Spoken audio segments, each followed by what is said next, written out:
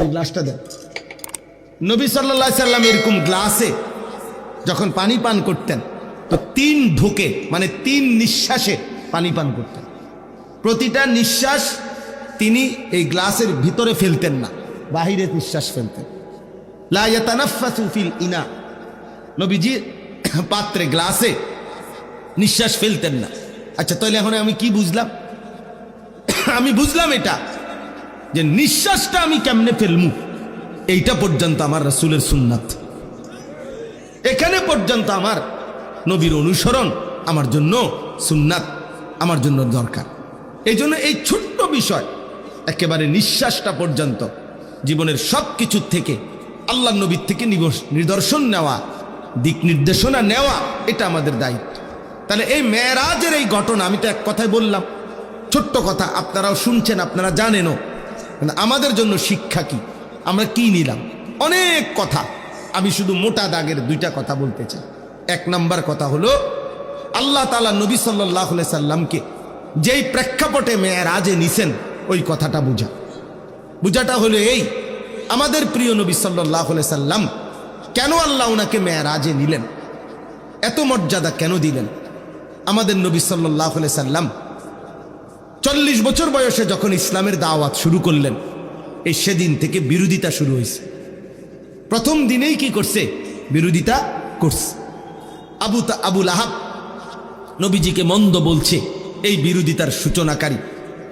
এরপরে একটানা 10 বছর, 40 থেকে 50, নবীজির এই 10টি বছর মক্কার জমিনে দিবানিশি কালেমার দাওয়াত দিছেন। আর এই মক্কার কুরাইশরা, কাফেররা প্রতিনিয়ত আমাদের নবী সাল্লাল্লাহু আলাইহি সাল্লামের বিরোধিতা করছেন, ওনার বিরুদ্ধে ষড়যন্ত্র করছেন, ওনাকে অকথ্য গালিগালাজ, শারীরিক নির্যাতন, ওনার সাহাবীদের উপরে জুলুম নির্যাতন প্রতি কদম কদম বাধাগ্রস্ত করছেন। নবী সাল্লাল্লাহু আলাইহি সাল্লাম একদিনের জন্য থামেন নাই। তিনি তার মিশন, আমি সংক্ষেপে বলতেছি, কাজ করে গেছেন।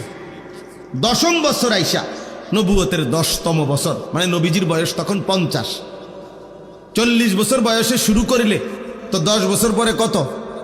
কথা বলেন। এই 50তম বছরে নবীজি সাল্লাল্লাহু আলাইহি সাল্লামের 2 জন আপনজন ইন্তেকাল করছে। একজন হলো চাচা আবু তালেব, আরেকজন হলো নবীজির স্ত্রী আম্মাজান খাদিজা রাদিয়াল্লাহু তাআলা আনহা। এই 2 জনের ইন্তেকালের পরে নবী সাল্লাল্লাহু আলাইহি ওয়াসাল্লামের উপর মক্কার কুরাইশ কাফেরদের জুলুম, নির্যাতন, অত্যাচার আগের চাইতে 10 গুণ বেড়ে গেছে। এইবার আল্লাহর নবী সাল্লাল্লাহু আলাইহি সাল্লাম 11তম বছর, নবীজির বয়স তখন 51। এই 11তম বছরের শেষে আল্লাহর নবী সাল্লাল্লাহু আলাইহি সাল্লাম পার্শ্ববর্তী তায়েফ, এই তায়েফে গেছেন। নবীজির পালক পুত্র যায়েদ ইবনে হারেসা রাদিয়াল্লাহু তাআলা আনহুকে সাথে নিয়ে তায়েফে গেছেন কালেমার দাওয়াত দিতে। এখানে বেশি কষ্ট হচ্ছে, বেশি বিরোধিতা করতেছে, এই জন্য ভাবলেন তায়েফে গিয়ে দেখি।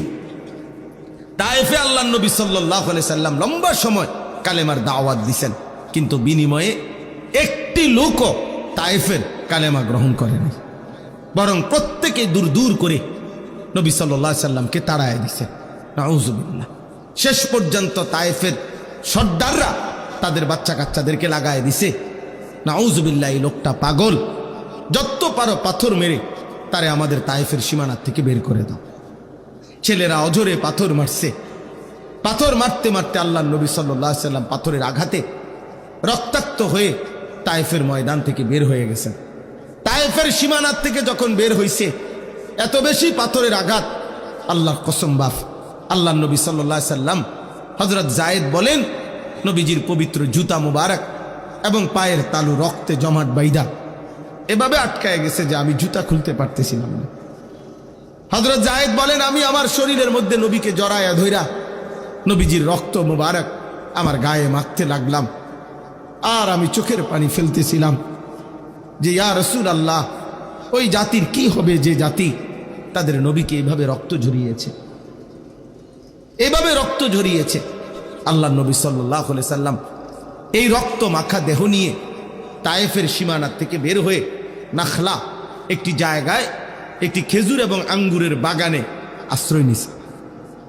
এইখানে আশ্রয় নিয়া আল্লাহ নবী সাল্লাল্লাহু আলাইহি ওয়াসাল্লাম যখন রক্ত মাখাই দেহ নিয়ে বসছেন, তখন নবী সাল্লাল্লাহু আলাইহি ওয়াসাল্লাম রাত্রি গভীরে ওই দিন এই রক্তাক্ত দেহ শরীর নিয়ে রাত্রিবেলা খুব কাঁদছেন নবীজি। কিতাবের মধ্যে আছে কাঁদতে কাঁদতে নবী আল্লাহ তাআলার কাছে দোয়া করছেন, লম্বা একটা দোয়া করছেন। অনেক বড় দোয়া আছে হাদিসের কিতাবে। এই দোয়ার মধ্যে একটা কথা আছে, আল্লাহ নবী সাল্লাল্লাহু আলাইহি সাল্লাম চোখের পানি ফেলতে ফেলতে মনের আবেগে আল্লাহ পাককে বললেন, ইলা মান তাকিলনি, আয় মাওলা কার কাছে আমারে পাঠাইলেন, কার কাছে পাঠাইলেন? এই কেমন উম্মতের কাছে পাঠাইলেন যে তাদের নবীকে এইভাবে পাথর মারে? আমি তাদেরকে আপনার দিকে ডাকলাম আর তারা আমারে এইভাবে পাথর মারলো, এইভাবে পাথর মারলো। আল্লাহ নবী সাল্লাল্লাহু আলাইহি সাল্লাম বললেন, মাওলা আমারে কি কোনো অপরিচিত লোকদের কাছে পাঠাইলেন? আমার উম্মতের কাছে না, নাকি অন্যের কাছে পাঠাইলেন? আবার বললেন, মাওলা আমারে কি কোনো দুশমনের কাছে পাঠাইলেন, যাদের উপরে আমার কোনো ক্ষমতাই কার্যকর হলো না, আমার কোনো কথাই প্রভাব ফেললো না? এরকম অনেক কথা বলছেন নবীজি, লম্বা মনের আবেগ এগুলো বলছে। মজার একটা কথা শুনেন, আমার এটা বলার উদ্দেশ্য হলো শিক্ষণীয় একটা বিষয় আমাদের জন্য, যে এই কথাগুলো বলে, ওই যে আমি একটা কথা বলছি যে আমরা বলেই যাব, আল্লাহর কথা বলেই যাব, আমরা বিদআতের বিরুদ্ধে বলেই যাব, আমরা গুমরাহির বিরুদ্ধে বলেই যাব। এই যে একটা কথা আছে, এইখানে নবীজি একটা কথা বলছে রাত্রি গভীরে, মাওলা আমি আপনার কাছে আমার মনের আবেগে এগুলো বললাম, তবে আমার একটা কথা মাওলা, আপনার কাছে আমি শুধু এতটুকু আবদার করি, ইনলাম তাকুন আলাইয়া গাদাবুন ফালা উবালি। এই কথাইটা নবী বলছে, আয় মাওলা শুধু এতটুকু বলেন যে আপনি আমার উপরে নারাজ হন নাই, আপনি আমার উপরে রাগ করেন নাই। যদি বলেন আপনি নারাজ না, ফালা উবালি, অতএব আমি আর কোনো কিছুতে পরোয়া করি না। এবার আমার পক্ষে কে বিপক্ষে কে, গ্রহণ করলো কয়জন, বিরোধিতা করলো কয়জন, পাথর মারলো কয়জন, আদর করলো কয়জন, এটা আর আমার দেখার বিষয় না। আমার দেখার বিষয় হলো আপনি অসন্তুষ্ট কিনা। যদি বলেন আপনি অসন্তুষ্ট না, ফালা উবালি, আমি আর কোনো পরোয়া করি না। আপনি খুশি, আমার চলবে, আপনি রাজি থাকলেই চলবে। আল্লাহ তাআলা গ্রহণ করা এটা বড় বিষয়। করলাম তো অনেক কিছু, বানাইলাম তো অনেক কিছু, কিন্তু মহান আল্লাহ পাক রব্বুল আলামিন গ্রহণ করলেন না, কবুল করলেন না, তো লাভ হলো না। এই জন্য কোরআনুল কারীমের মধ্যে আছে হযরত ইব্রাহিম আলাইহিস সালাম এবং তার ছেলে ইসমাঈল, ওনারা দুইজনে মিলে আল্লাহর হুকুমে কাবা ঘর, আল্লাহর ঘর কাবা যখন পুনর্নির্মাণ করলেন, ওয়া ইদ ইয়ারফাউ ইব্রাহিমুল কওয়াইদা মিনাল বাইতি ওয়া ইসমাঈল, আল্লাহ তাআলা নিজেই সেটা বর্ণনা করছেন। ইব্রাহিম এবং ইসমাঈল আল্লাহর ঘর কাবা পুনরায় তৈরি করলেন আল্লাহরই হুকুমে। সমস্ত কার্যক্রমটা আল্লাহর হুকুমে, আল্লাহ পাক দিক নির্দেশনা দিয়েছেন। জিব্রাইলের উপস্থিতিতে কাবা ঘর পুনর্নির্মাণ করছেন। তো এরপরে যখন কাজটা শেষ হয়েছে, আল্লাহর ঘর নির্মাণ, তখন কোরআনে আছে যে ইব্রাহিম আলাইহিস সালাম আল্লাহ তাআলার কাছে দোয়া করছে।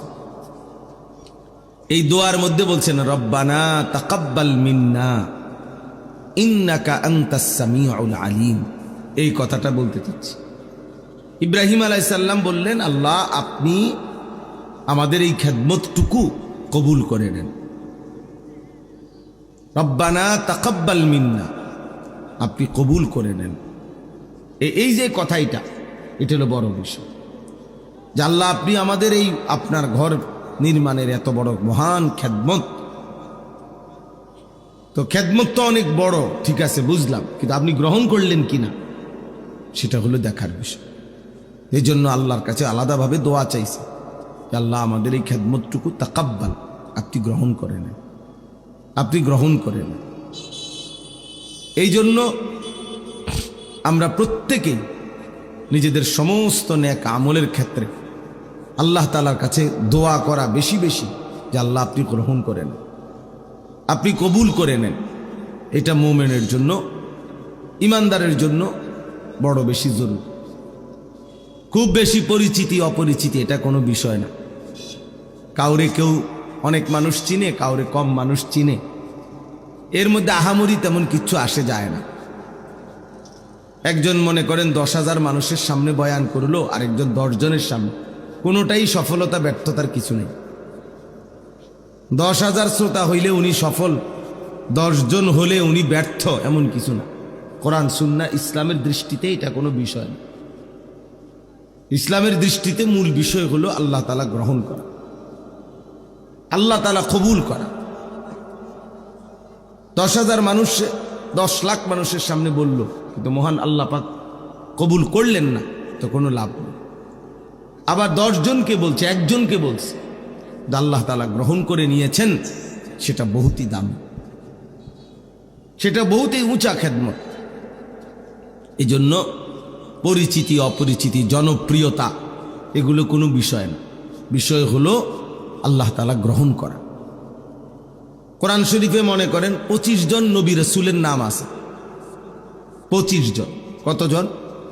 তো নবী রাসূল কি মোট 25 জন? তো বাকিদের নাম কি?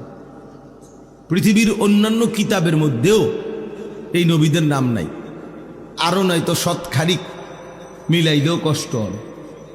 সব মিলাইয়া 100-200 নবীর নাম খুঁজে বের করা কঠিন হবে। তো মনে করেন 100 নাহলে 200-300 পাইল নাম, তো নবী রাসূল কি 300?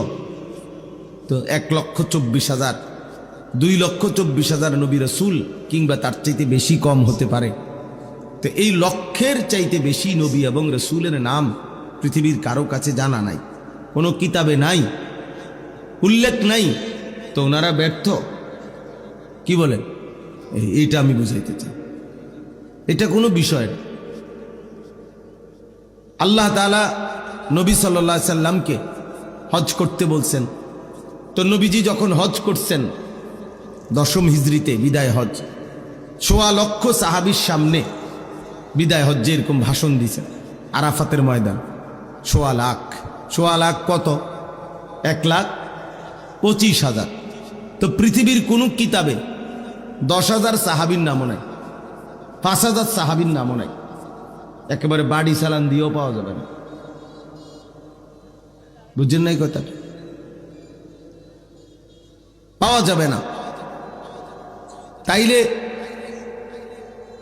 অল্প কিছু সাহাবীর নামই আছে কিতাবের মধ্যে, তাহলে এই লক্ষের চাইতে বেশি সাহাবী যাদের নাম পৃথিবীর কোনো কিতাবে নাই, কেউ জানে না, তো ওনারা সবাই ব্যর্থ, এই কথাটা বুঝতেছে। এই জন্য আমাদের জীবনের কর্তব্য হলো আমরা এই কথা দিল থেকে ভাবা যে আল্লাহ গ্রহণ করা, আল্লাহ গ্রহণ করা, আল্লাহ গ্রহণ করা। আল্লাহ তাআলা যেন নারাজ না হয়, আল্লাহ যেন সন্তুষ্ট হয়, এটা বড় বিষয়। কোরআনুল কারীমের মধ্যে আছে, আল্লাহ তাআলা বলেন অরিদওয়ানুম মিনাল্লাহি আকবার। ভাই, যে কোনো লোক ঢুকতে যদি সবাই তাকায়, আপনারা যারা দেখতেছেন, তো এটা তো আপনি শেষ হইতো না। মনে করেন একজন একজন করে লোক ঢুকবো, আপনি চাইয়া থাকবেন, তো তাইলে লাভ হইল কি? তো একবারে রাস্তার যাইয়া দেখেন, যারা এখান থেকে কষ্ট করে দেখতে রাস্তা, ওই লোকগুলা, আপনাদের তো কষ্ট হচ্ছে, আপনারা কষ্ট করে উঠে রোডে গিয়া চান কেডা কেডা, তাহলে ভালো বুঝবে। তো আল্লাহ তাআলা বলেন ওয়ারিদওয়ানুম মিনাল্লাহি আকবার, এই যে কোরআনের আয়াত, আল্লাহ তাআলা বলেন আল্লাহর সন্তুষ্টি এটাই হচ্ছে আকবার, সবচেয়ে বড় বিষয়। তাহলে সবচেয়ে বড় বিষয় কি? আল্লাহ পাকের, বলেন না, আল্লাহ পাকের সন্তুষ্টি। সন্তুষ্টি, আল্লাহর সন্তুষ্টি। হাদিসের মধ্যে আছে নবী সাল্লাল্লাহু আলাইহি সাল্লাম দোয়া করতেন, যেটা আপনারা শুনছেন, বহু রমজান মাস পুরাটা নবী দোয়া করতেন, আল্লাহুম্মা ইন্নী আসআলুকা রিদাকা ওয়াল জান্নাহ ওয়া আউযু বিকা মিন গাদাবিকা ওয়া মিনান নার। আয় আল্লাহ, আমি আপনার কাছে আপনার সন্তুষ্টি এবং জান্নাত চাই, এবং আপনার অসন্তুষ্টি এবং জাহান্নাম থেকে পানাহা চাই। তাহলে নবী সাল্লাল্লাহু আলাইহি সাল্লাম আল্লাহ তাআলার সন্তুষ্টি চাইতেন, রিদাকা, রিদা, সন্তুষ্টি।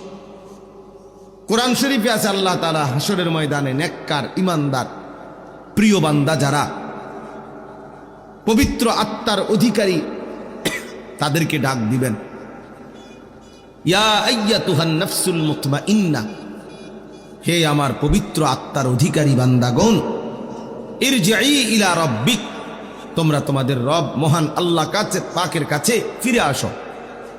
কোন অবস্থায়? রাদিয়াতাম মারদিয়া, এই অবস্থায় যে তোমরা আল্লাহর উপরে রাজি, আল্লাহও তোমাদের উপরে রাজি। তাইলে মুমিনের সবচেয়ে বড় সৌভাগ্য যেদিন আল্লাহ তাকে বলবে রাদিয়াতাম মারদিয়া, যেদিন আল্লাহ বলবে বান্দা আজ তুমিও আমার উপরে রাজি, আমিও তোমার উপরে রাজি। তো এটাই তার জীবনের সবচেয়ে বড় পাওয়া, এটাই তার জীবনের সবচেয়ে বড় পাওয়া, যে আল্লাহ তাআলার সন্তুষ্টি ঘোষণা হওয়া, সন্তুষ্টি ঘোষণা হওয়া। এই জন্য বাপ মহান আল্লাহ পাকের কাছে জীবনের ছোট বড় আমল কবুল হওয়া, এটা বড় বিষয়, এটা বড় বিষয়, এটা বড় বিষয়। আল্লাহ তাআলা আমাদের প্রত্যেককে আমাদের জিন্দেগীর সমস্ত নেক আমল আল্লাহ তাআলা যেন কবুল করে নেয়, বলেন আমিন। এই নামাজ পড়েন, রোজা রাখেন, দান সাদকা করেন, জিকির করেন, তিলাওয়াত করেন, আল্লাহর কথা বলেন, শুনেন, এই সব কিছুর মধ্যে মূল মাকসাদ আল্লাহ যেন গ্রহণ করে। দুইটি জিনিস ইবাদত কবুল হওয়ার জন্য বাধ্যতামূলক, জরুরি, লাজেম, এই দুই জিনিস থাকতেই হবে। এক নাম্বার হলো আমলটি কোরআন সুন্নাহর আলোকে বিশুদ্ধ হওয়া। আমল করছেন, নামাজ পড়ছেন, ঠিক আছে, আপনিও মনে করছেন নামাজ, আমিও দেখছি আপনি নামাজ পড়ছেন, কিন্তু সূরা কেরাত অশুদ্ধ, ফরজ গোসল আদায় হয় নাই, ওযু সুন্নাত মোতাবেক হয় নাই, রুকু সেজদা ঠিক মতো হয় নাই, আপনি আত্তাহিয়াতু তাশাহুদ ঠিক মতো পড়েন নাই, পারেন না, অশুদ্ধ। তাহলে বাহ্যিক দৃষ্টিতে যদিও দেখা গেছে আপনি নামাজ পড়ছেন, কিন্তু সেটা আসমানওয়ালা রবের কাছে পৌঁছবে না, কবুল হবে না, কবুল হবে না। অশুদ্ধ ব্যক্তি, অশুদ্ধ নামাজ। নবী সাল্লাল্লাহু আলাইহি সাল্লামের হাদিস আছে, তিলকা সালাতুল মুনাফিক, তিনবার বলছে নবীজি, তিলকা সালাতুল মুনাফিক, তিলকা সালাতুল মুনাফিক, ওই নামাজ মুনাফিকের নামাজ, ওই নামাজ মুনাফিকের নামাজ, ওই নামাজ মুনাফিকের নামাজ। কামা ফানাক্কারা আরবাআন লা ইয়াযকুরুনাল্লাহা ইল্লা কালিলা, যে ব্যক্তি দাঁড়াইলো আর 4 রাকাত নামাজ পড়লো, কেমন দাঁড়াইলো আর 4টা ঠোকর মারলো, ভালোভাবে আল্লাহর জিকিরগুলো, নামাজের তাসবিহাতগুলো আদায় করলো না, আল্লাহ রসুল বলছে, কসম, হাদিস এটা, যে নবীজি বলছে এটা মুনাফিকের নামাজ, মুনাফিকের নামাজ, মুনাফিকের নামাজ। তাহলে আপনি না ভাবলেন আপনি নামাজ পড়ছেন, কিন্তু শুদ্ধ তো হলো না, শুদ্ধ তো হলো না, এ তো মুনাফিকের নামাজ হলো।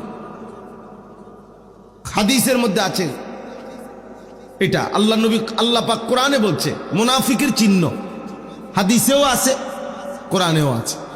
কোরআন শরীফে আল্লাহ তাআলা বলেন মুনাফিকের প্রথম চিহ্ন কি, কোরআনে আল্লাহ উল্লেখ করছেন, ওয়া ইযা কামু ইলাস সালাতি কামু কুসালা। মুনাফিকের প্রথম চিহ্ন, মুনাফিক তারা যারা নামাজ আদায় যখন করে অলস ভাবে, নামাজ পড়ে না, এটা না, নামাজ পড়ে না তে তো কোনো বাদে, তারে কোনো গণাতে ধরে না কেউ, ইসলামে বেনামাজিরে কোনো গণাতেই ধরে না। এটা কোনো মানুষও না, পায়জামাও না, এটা কোনো প্লাস্টিকও না, এটা কোনো জাতও না, অজাতও না, এটা কিচ্ছুই, পাগলও না, ছাগলও না, এটা বাদ, এটা একেবারে বাদ গেছে। বেনামাজি তার কোনো তুলনা নাই। আমি সবসময় বলি বেনামাজির কোনো তুলনাহীন, তার কোনো মানুষের সাথেও তুলনা নাই, গরু ছাগলের সাথে, কুকুর বিড়ালের সাথে, জন্তু জানোয়ারের সাথেও তার কোনো তুলনা নাই।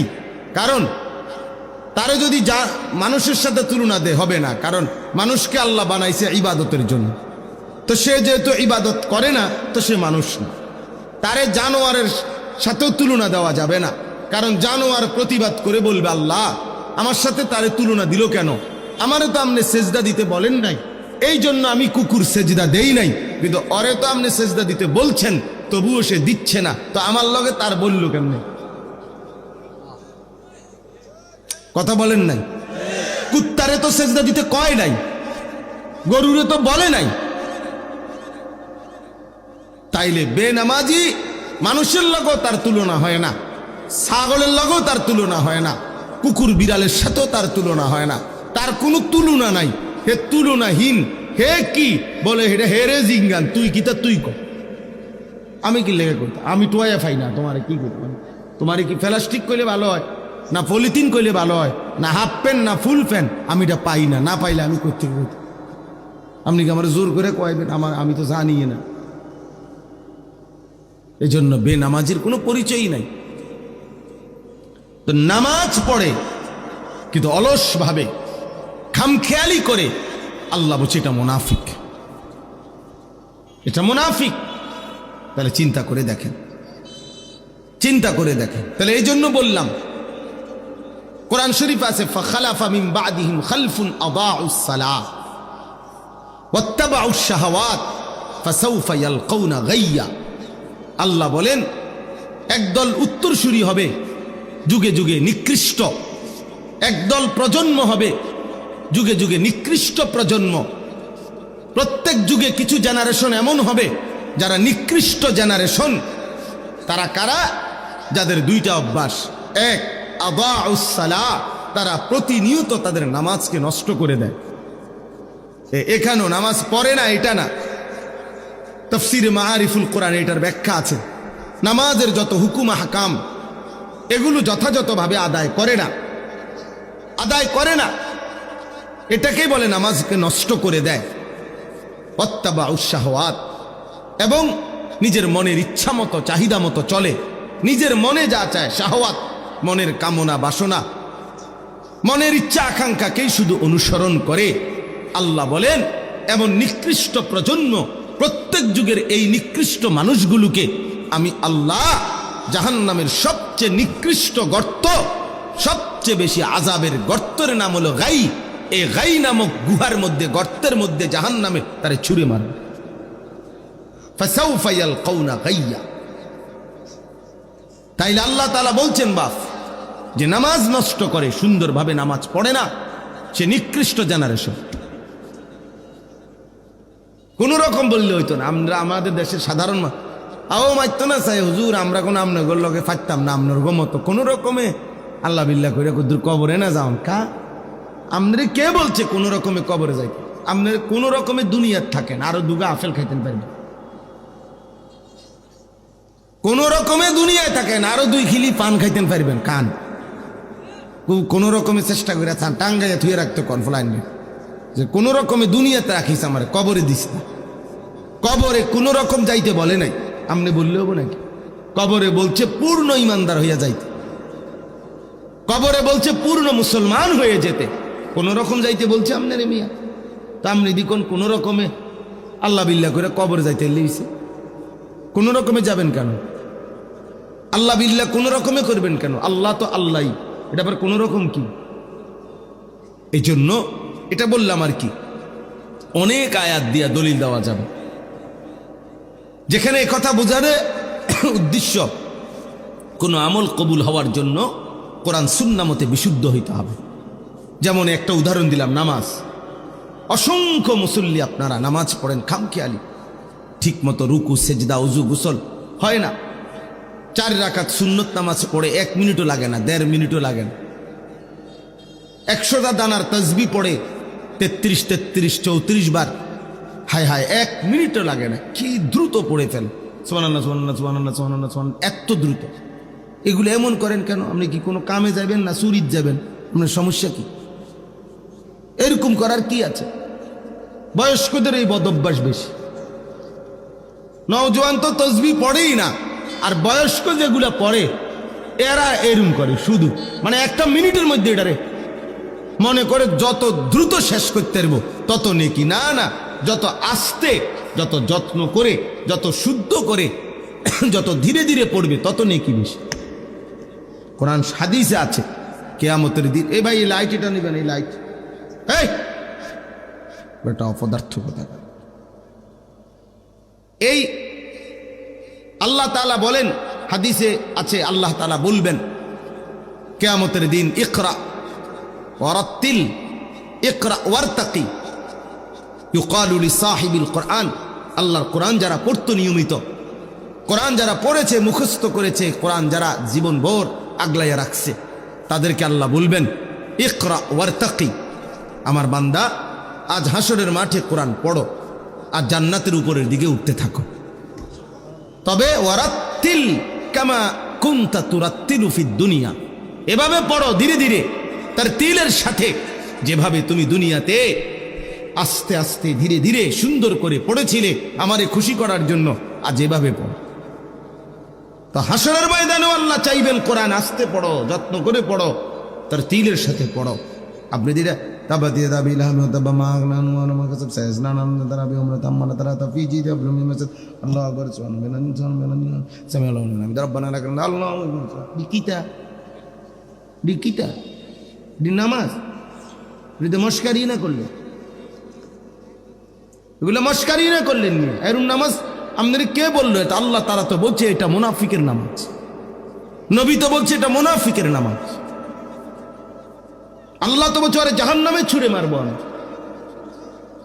এজন্য বাপ এক নাম্বার হলো শুদ্ধ হওয়া, শুদ্ধ হওয়া, বিশুদ্ধ হওয়া, বিশুদ্ধ হওয়া এটা জরুরি, বিশুদ্ধ হওয়া জরুরি।